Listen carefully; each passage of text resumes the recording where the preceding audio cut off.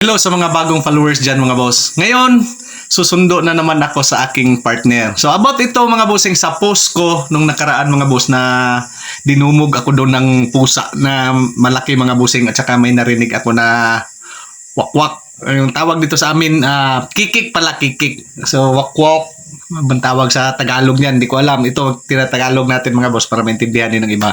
So ngayon mga boss, pupunta ako doon kasi susunduin ko. Alas 8 malapit na. Susunduin ko, mag-video tayo doon sa daan. So no choice ako mga bossing kasi yan lang ang daan namin mga bossing papunta access doon sa trabaho ng asawa ko. So with ano na pala ito, 1 year na ang partner ko dyan na sinusundo-sundo ko. So marami ng bisis mga bossing na naka-experience tayo ng ganun. So kung bakit ako naniniwala ng ganun mga bossing, ito lang, madaliin ko itong video na to. Kasi na-experience ko na yan sa Tarlac mga boss. Na ang akala ko mga bossing ay baka lang, binato ko kasi hindi nga ako naniniwala sa ganyan dati. So binato ko siya kasi ang paningin ko mga bossing ay pare na walang ulo. So sabi ko baka lang yan kasi hindi naman ako naniniwala sa ganun mga boss. Binato ko siya mga boss. Nawala. So lumipat ng pwesto. Sabi ko baka nga tumakbo. Pagdating ko sa bahay mga boss, 1 week akong nagsumakit yung tiyan ko. Every hour mga bossing nasa CR ako mga boss, hindi na ako natutulog kasi 24 hours siyang masakit. So pagtingin ko nga mga bossing sa CR mga bossing, yung niduro mga bossing puno na ng dugo yan. Tapos pumunta ako sa ospital, niresetahan ako ng dami kong gamot mga boss, nahiya nga ako doon sa ospital mga bossing kasi puro dugo yung binigay ko na sample sa doktor, tapos nirestaan ako ng gamot. Sabi ko bakit hindi ako inadmit? Sabihin nagtay lang o ano. Nangangamoy na ang sikmura ko mga boss ng gamot, pero hindi pa ako gumaling. So dami kong gamot na binili mga bossing. Kasama ko yung tatay ko at saka yung anak ko. So hindi ako magsisinungaling din kasi kasama yung tatay ko at saka anak ko, yung panganay ko. Baka sabihin niya sinungaling man si Papa. So mga bossing, after a week, sabi ng mama ko, dong ipatigi kita. Yung itlog pag ganun-ganun sa bote. Sa Mindanao lang ha, pero nasa Tarlac ako. Sabi ko hindi ako naniwala dyan. Ang layo mo. Tapos, sige lang, anuhin mo. Maniwala ka na lang. So, sabi niya, tumawag siya sa akin na may binato ka, may ka. Eksaktong nangyari, mga boss, ang sinabi nung may nagkasala ka doon. Puntahan mo, magdala ka ng barya, 7 na tagpipiso, tapos tihaya mo yung 3, tapos kumain ka magdala ka ng itlog, lagain mo, wag kang magdalang asin, kainin mo yung isa, yung 2, sabihin mo na sayo yan.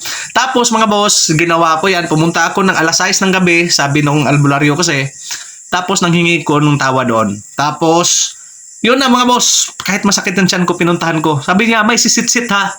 May sisit-sit, sabi ng nanay ko, may sisit-sit, wag kang lumingon. Kasi yan yun. Sinitsitan nga ako mga boss. Pagdating doon, kinain ko, tinupad ko yung sinasabi, itihaya ko yung 3. Word masyado mga boss na hindi talaga kayo maniniwala. Pero kahit ako hindi ako maniwala mga boss. Pero pinaniniwalaan ko na lang. Kinain ko yung isa. Pag uwi ko sa balay, after that mga bossing, nawala yung sakit ng tiyan ko. Hindi na ako ng dugo. Sabi ko nga sa tatay ko, before yun nangyari mga boss, na before yun na ginawa ko, sabi ko sa tatay ko, iuwi muna ako sa Mindanao pa. Halimbawa, mamatay ako. Iuwi muna ako doon. Doon lang ako siguro magpapalibing. Parang ganun mga boss. Sabi ko papa ko, wag ka namang ganyan. Wag ka namang ganyan. Sige lang, tatawag yung mama mo ngayon. Pag kinabukasan, yung ginawa ko ng mga busing, wala na. Paano mo ma-explain sa science yun? Paano i-explain sa science yun within the week? Yung iba nga, mga boss, sumakit lang yung tiyan, nagsuka lang, nagtae. Normal na tae ang tinae mga boss, namatay na after 3 days. So ako mga boss, 1 week mga bossing ha, 1 week. So hindi naman ako magsisinungaling sa inyo para lang dito sa vlog na to mga boss. Ito natural nagbablog ako mga boss, pero nagsasabi po ako ng totoo. So yun mga boss, mag-video ako kasi nandun na. Nag-antay na yung partner ko doon. So ito, dito ko ilagay yung cellphone na yan. Anuhin ko muna mga boss.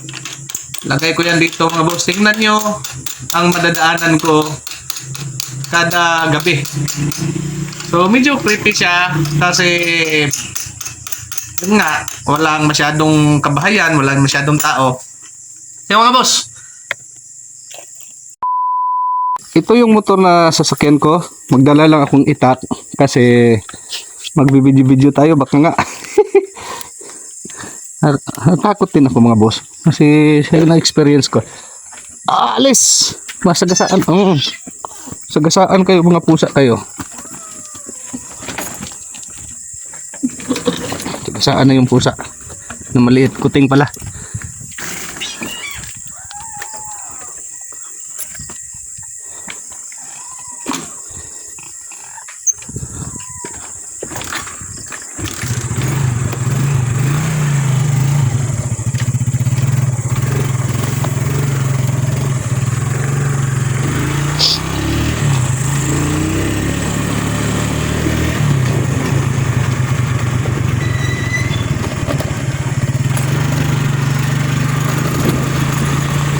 Mga busing, ito na pala. Papunta na ako sa susunduan ng asawa ko ay 6 kilometers galing dito. Kung may mga bahay naman dyan ay ilan. Yan, ganyan, pusa yan. Dito talaga mga boss, makakasulubong ka na maraming pusa at saka aso. Kasi may mga ligaw na pusa dito mga boss. Pero ang mga pusa naman ay hindi naman yan ng dadakma. Hindi yan ng pusa mga boss, mga normal na pusa mga boss. So iba yun sa naikwento ko doon sa video ko na dinadakma ako, muntik na sa pa ako.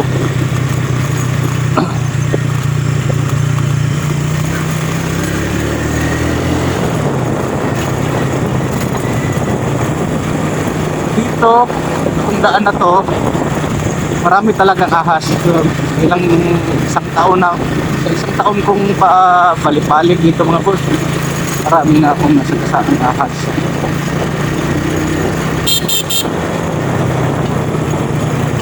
Maraming ahas. Ang ano lang dito mga boss, delikado ay yung banakon. So tinatawag na king cobra.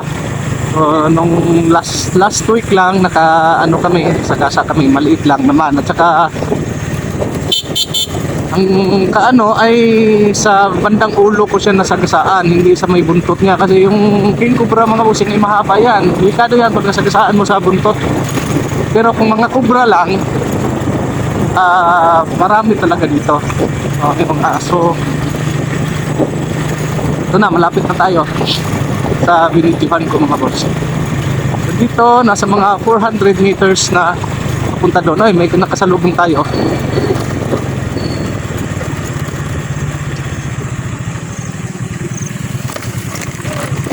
Ay! 400 meters na lang. So dito sa madadaanan ko kasi meron kasi mga 100 meters din dito mga boss na hindi pa nasiminto, hindi pa naituloy. Ito lang ang rough road.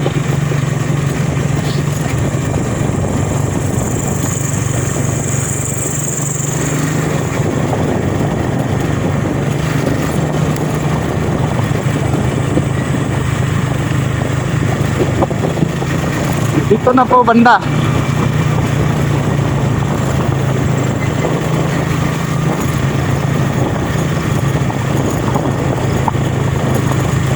...100 meters doon na. So dito na po yun. So dito yung na-video ko na may landslide.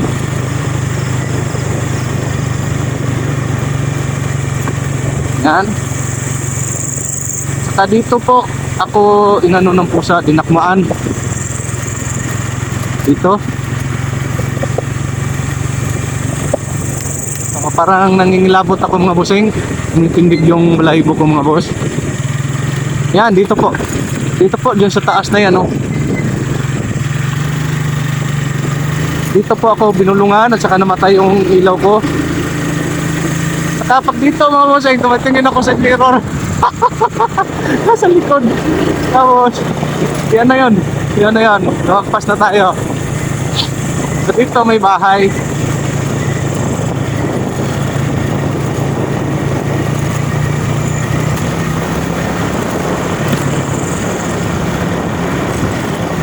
So, pintuan ko na lang kayo. May isang business dyan na may naabutan ako na mga motorista din, babae at lalaki. Namatayan sila ng ilaw doon sa doon mismo na pinakatakutan ko na lugar. So nung naanuhan ko sila, sabi ko, anong problema sa motor ninyo? Sabi nung babae, yung lalaki hindi maandar, namatayan sila doon. Wala silang ilaw, ang gamit nila lighter lang pala yung ilaw nila. Madilim na. Sabi niya, sabi nung babae, nagkakapalong daw sila. Nagtanong ako, taga saan kayo? Nagkakapalong. So dito ang kapalong, malapit lang din yan sa amin. Iwan ko kung saan sila galing, bakit dito sila dumaan. E ngayon, nagtanong ako sa kanila, nagtanong yung babae sa akin, na hindi pa nakakatakot dito. So, bakit? Sabi niya, may naririnig ako, yung mayroon nga dito. Iniwan yung lalaki, iniwan ng babae, dumiretso na tumakbo. Tumakbo siya mga boss, kasi sabi ko may bahay doon sa dulo. Yung lalaki mga boss, inulak na lang yung motor. Hindi ko rin iniiwanan mga bossing kasi sabi nila, wag akong iwanan. Ayaw may biyahe. Hindi ko, pagdating doon sa may dulo mga boss, sa may palusong doon, tinulak ang motor mga bossing hanggang sa mandar na. Pagdating doon, pinasakay na yung babae. Ako nakasunod mga bossing dito, iniwanan ako. Dito mga boss, maraming pusa dito.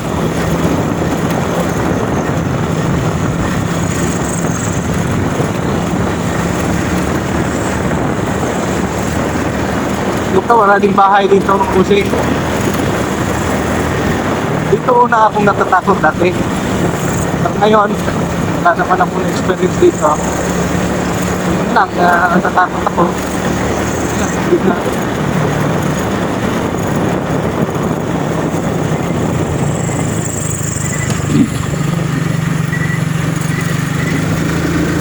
Yun no, tuloy natin yung kwento no, about doon sa Tarlac. So sa Tarlac yun nangyari mga boss kasi hindi talaga ako nagpapaniwala sa ganito. Yan, mga boss. Madalas ako pinapakita mga boss. Yung idadaan na lang sa panaginip mo.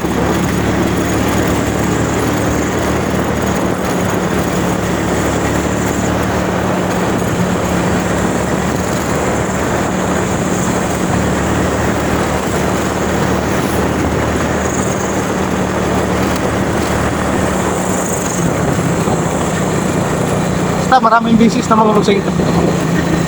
So yun, maganda na nasa lubog tayo. Ito, wala na rin bahay. Pero malapit na ako. Since na sinabi ko ay 6 kilometers lang.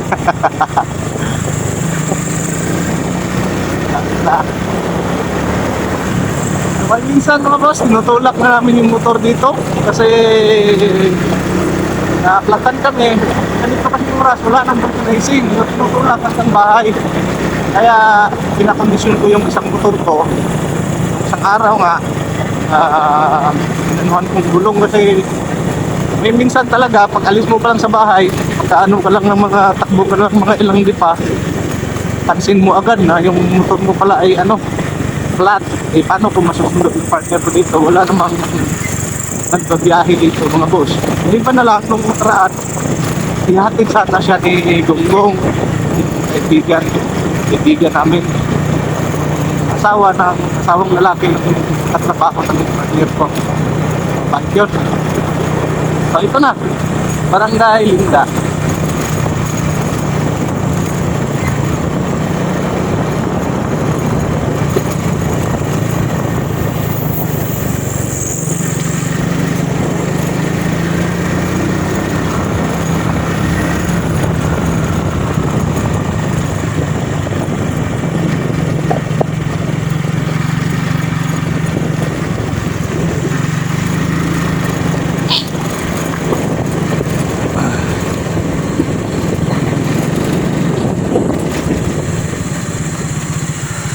Left.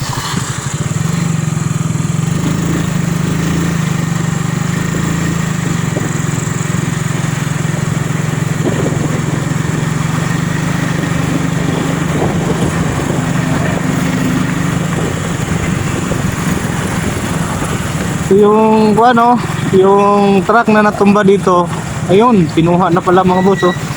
Ay, hindi pa. Andun pa rin, oh. May natumba kasi dito, may na-disgrasya. Ano yata, wingban siya, tuwo yung ano, ulo. At saka okay, kargang mga feeds at saka mga ano, karya. Matiting. Tara!